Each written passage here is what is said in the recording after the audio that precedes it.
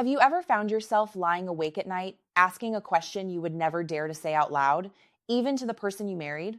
A question that feels simple on the surface, but carries a weight of rejection, confusion, and quiet frustration underneath. If your wife is no longer interested in intercourse, is it unreasonable to hope she might at least be open to some form of compromise? Something less demanding?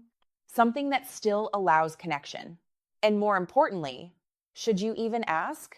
This is not a selfish question. It is not inappropriate. It is not something you should feel ashamed of. Your need for intimacy, for physical closeness, for release is not only natural, it is biologically healthy.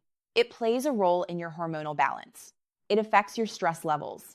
It contributes directly to your emotional stability and overall well-being.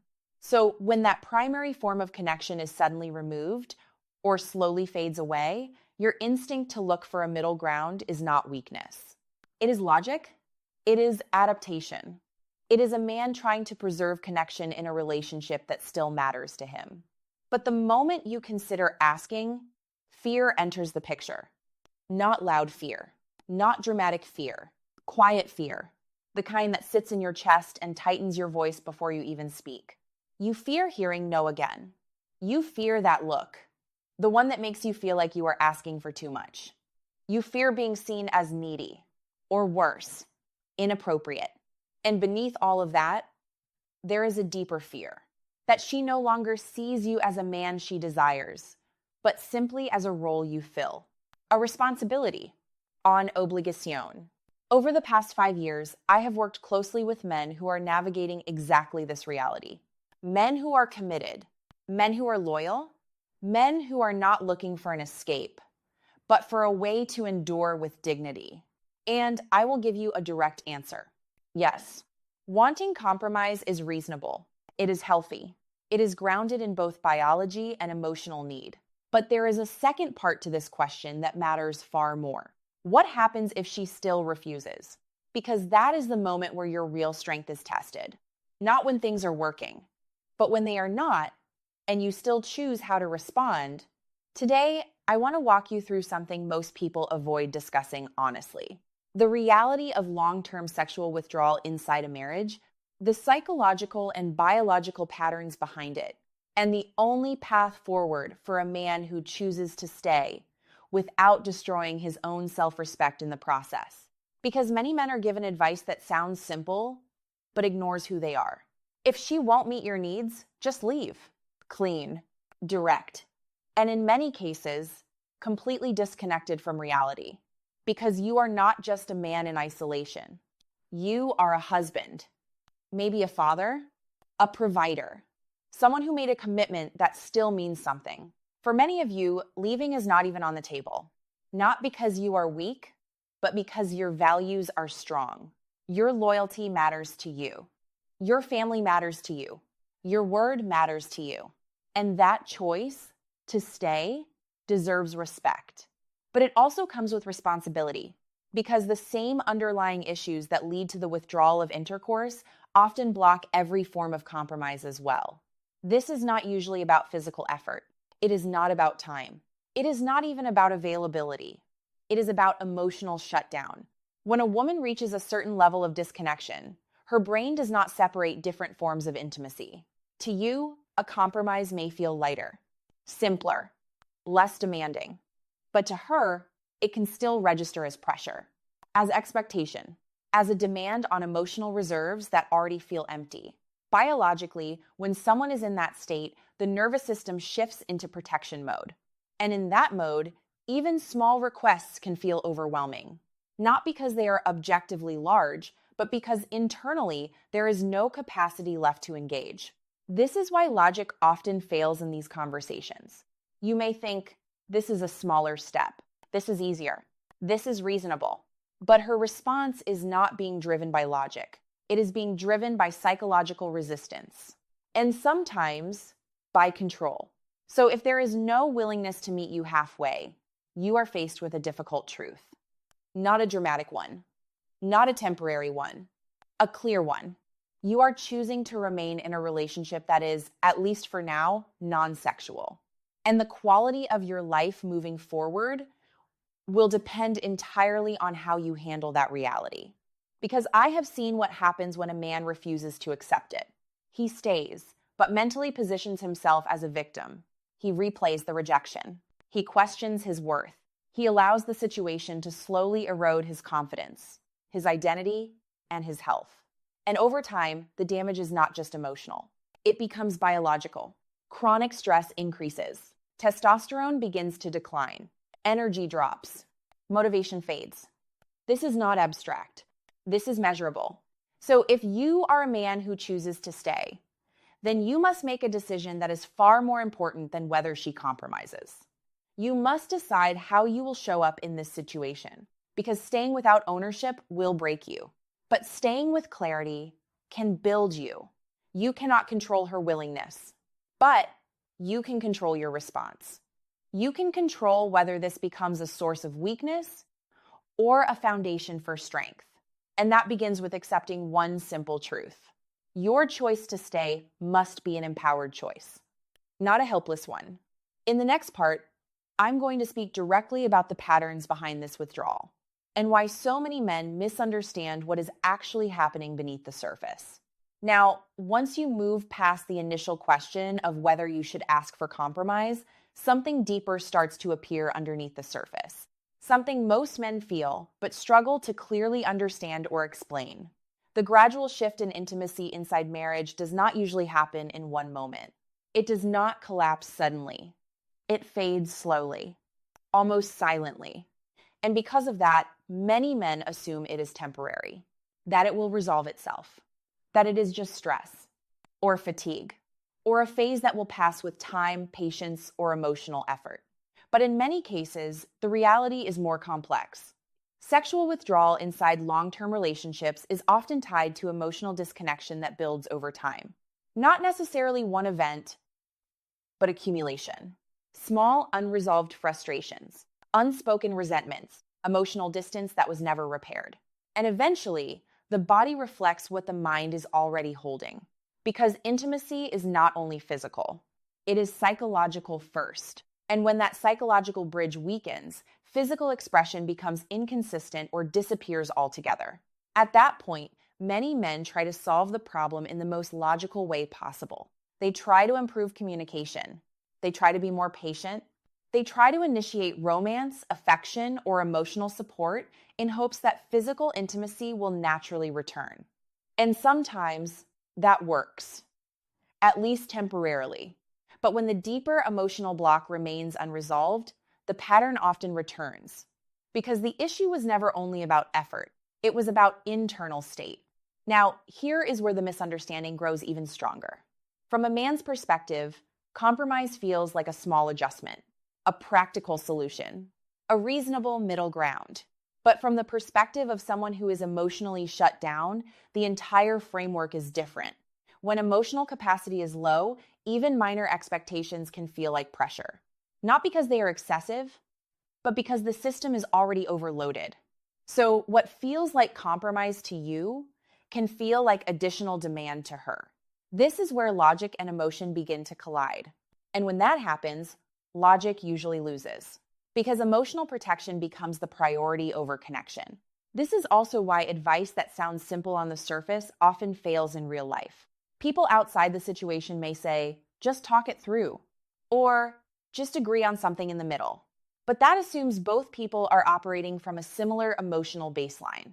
And in sexual withdrawal scenarios, that is rarely the case. One partner is seeking reconnection. The other is protecting distance.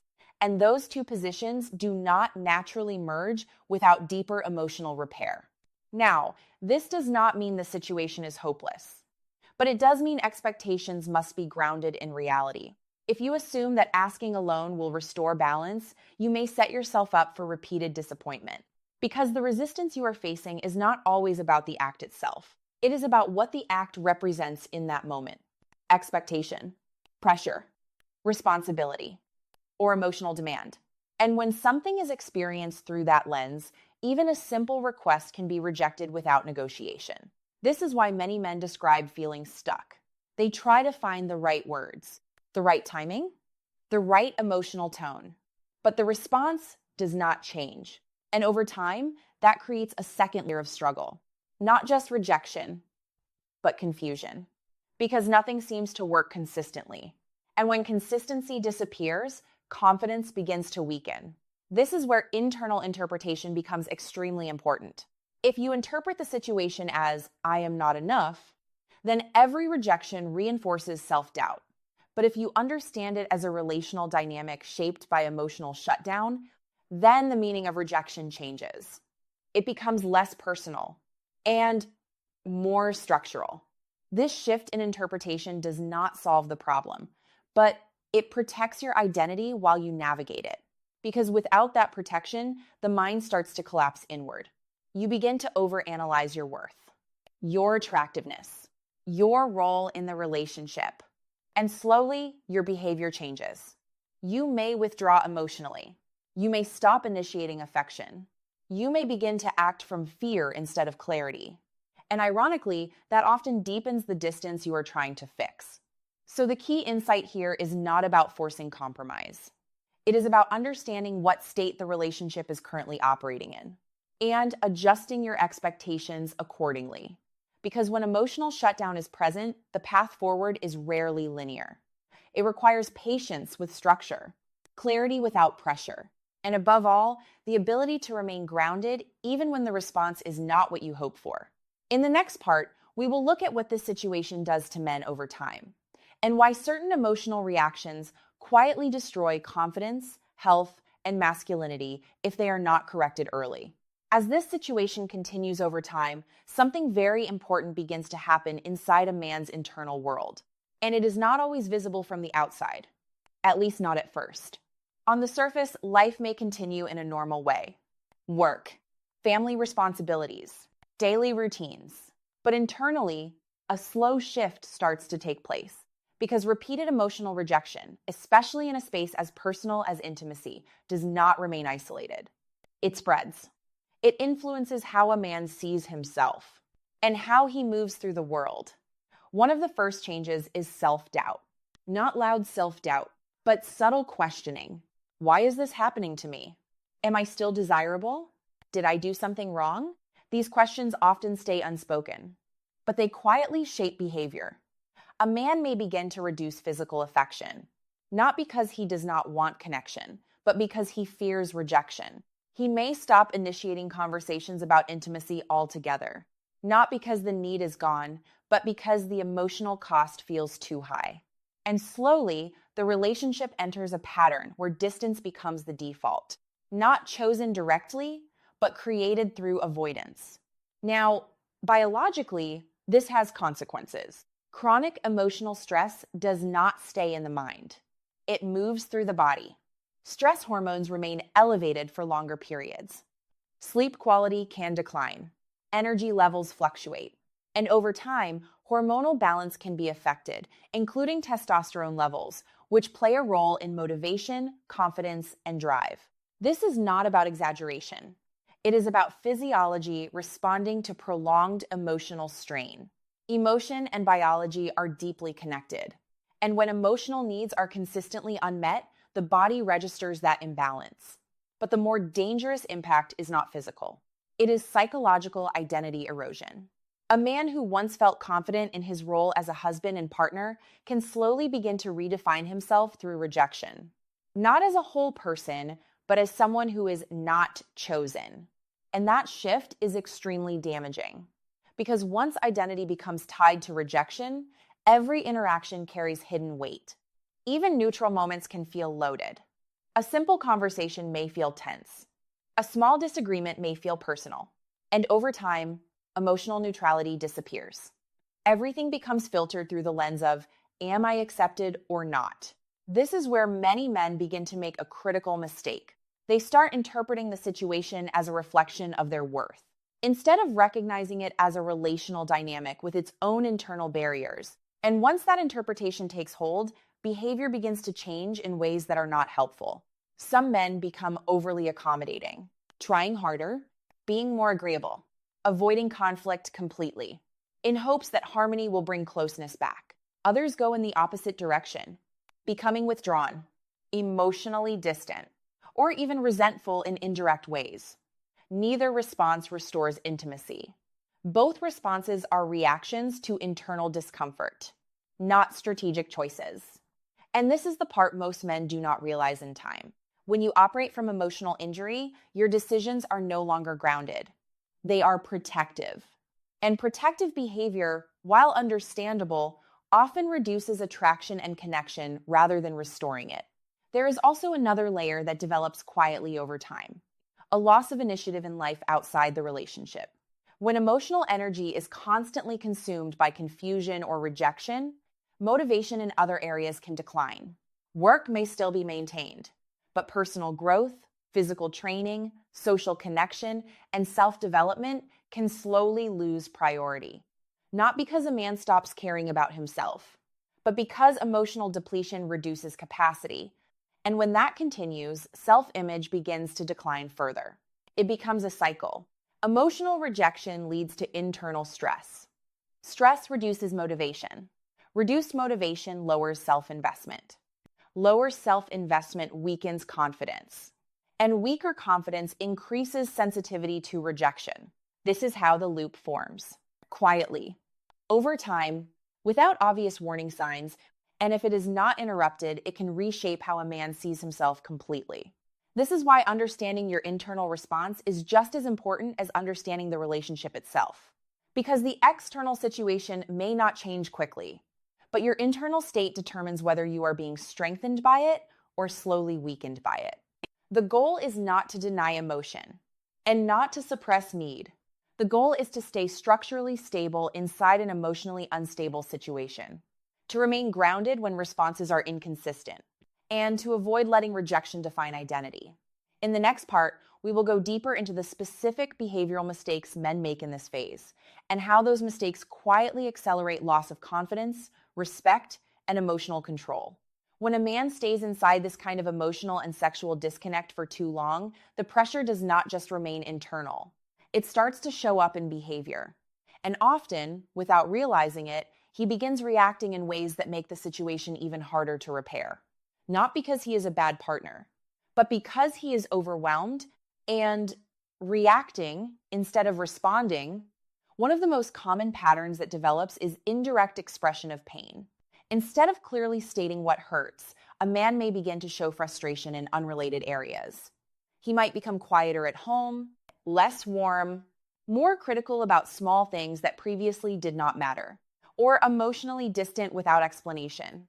From his perspective, this feels like self-protection, a way to avoid further vulnerability. But from the relationship's perspective, it often appears confusing, because the real issue is not being communicated clearly. So the other partner is left reacting to behavior, not understanding the root cause behind it. This creates a cycle where misunderstanding grows, not resolution, and over time, emotional distance increases further. Another pattern that becomes common is bargaining behavior.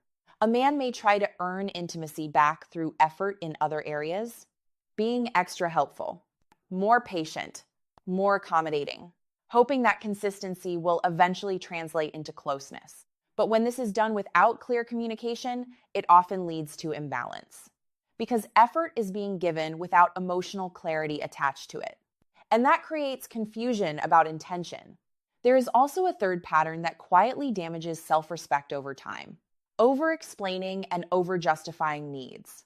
Instead of expressing desire in a grounded way, a man may begin to argue why intimacy should happen, listing emotional reasons, logical reasons, relational reasons, trying to build a case for something that is actually a shared emotional experience, not a debate.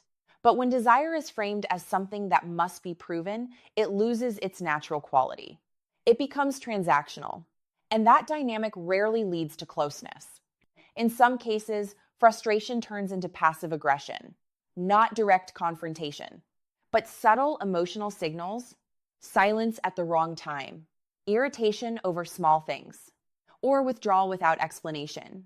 This often comes from feeling unheard, but it does not create understanding. It creates distance because the message is no longer clear. It becomes emotional tension without resolution. And tension, when unresolved, usually pushes people further apart. Another important mistake is the loss of internal discipline. When a man feels unwanted or rejected, he may slowly stop investing in himself. Exercise routines become inconsistent. Diet becomes less structured. Ambition and personal goals lose urgency. Not because he has stopped caring about his life, but because emotional energy is being consumed elsewhere. The mind begins to think, what is the point? And that mindset quietly affects everything. Physically, this can reduce energy and vitality. Mentally, it weakens confidence. And socially, it reduces presence, which again feeds back into how a man sees himself. There is also a deeper psychological mistake that happens in this phase: identity fusion with rejection. When repeated disappointment is not processed correctly, a man may start to define himself through it. Instead of seeing rejection as a situation, he begins to see it as identity. I am not desired. I am not chosen. I am not enough. Once these beliefs settle, they begin to influence behavior automatically, without conscious thought. And that is where the real damage happens. Because a man no longer reacts to events. He reacts from identity. At this stage, even small moments can feel heavy. A neutral interaction may feel cold. A delay in response may feel like rejection. And emotional sensitivity increases significantly. This is not a sign of weakness. It is a sign of accumulated emotional strain without resolution. And if it continues unchecked, it reshapes how a man carries himself in all areas of life. The key insight here is that most of these patterns are not intentional. They are protective responses. But protective responses, when repeated, often reinforce the very distance a man is trying to reduce. So the real work is not just about trying harder in the relationship. It is about interrupting these internal patterns before they become identity. Because once identity is affected, recovery becomes much more difficult. In the final part, we will focus on what a stable, grounded response actually looks like, and how a man can protect his dignity, health, and clarity while navigating this reality without losing himself in the process. At this point, everything we have discussed comes down to one central question. Not what your wife will do, not what she should do, but what kind of man you become inside a situation you cannot fully control. Because the truth is simple. Even if it is uncomfortable, you cannot force desire. You cannot force emotional availability. And you cannot force intimacy into existence through pressure, logic, or repetition. If the emotional door is closed, pushing harder at it rarely opens it. It usually reinforces resistance. So the focus must shift away from control and toward response. A grounded response begins with clarity. If you choose to ask for compromise, it must be done without emotional escalation. Not as a demand, not as a negotiation battle, but as a calm expression of your needs within the relationship, something direct, respectful, and free of pressure. And then comes the most important part, your reaction to the answer, because your dignity is not defined by what you ask. It is defined by how you carry yourself after you receive the answer.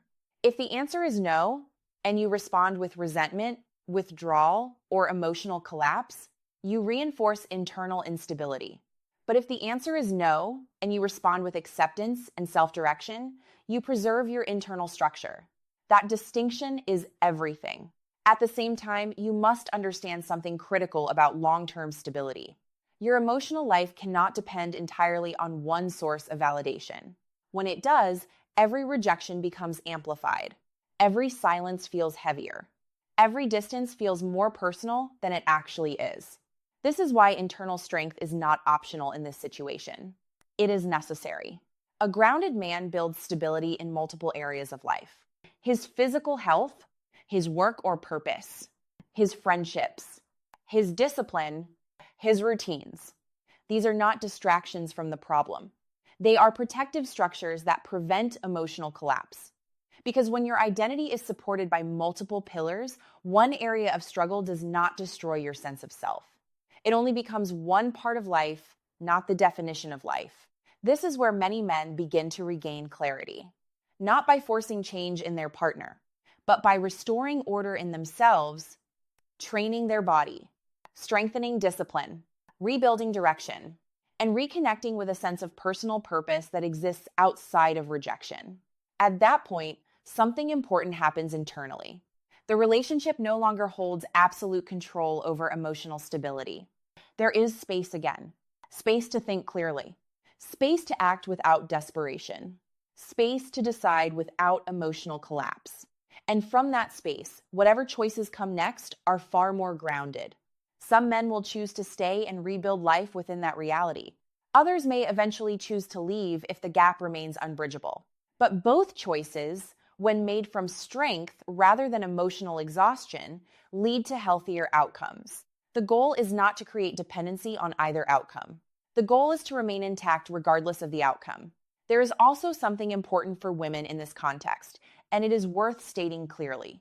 When intimacy feels overwhelming, pressure often increases avoidance. But when pressure is reduced and emotional safety is rebuilt slowly, reconnection becomes more possible. Not forced, not rushed, but gradually reintroduced through small steps of trust and comfort. This is why compromise, when it is possible, should never feel like obligation. It should feel like participation. Something shared, not demanded. Something chosen, not extracted. Because intimacy does not survive pressure. It survives safety. And for the man in this situation, the final responsibility is not to win an argument about intimacy. It is to protect his health, his dignity, and his long-term mental stability. If connection is available, it should be built through respect. If it is not available, then self-respect must take its place as the foundation. You are not defined by rejection. You are defined by how you respond to it. And the strongest version of you is not the one who forces outcomes. It is the one who remains stable, disciplined, and self-directed regardless of outcomes. That is the real path to endurance. And that is where true emotional strength begins.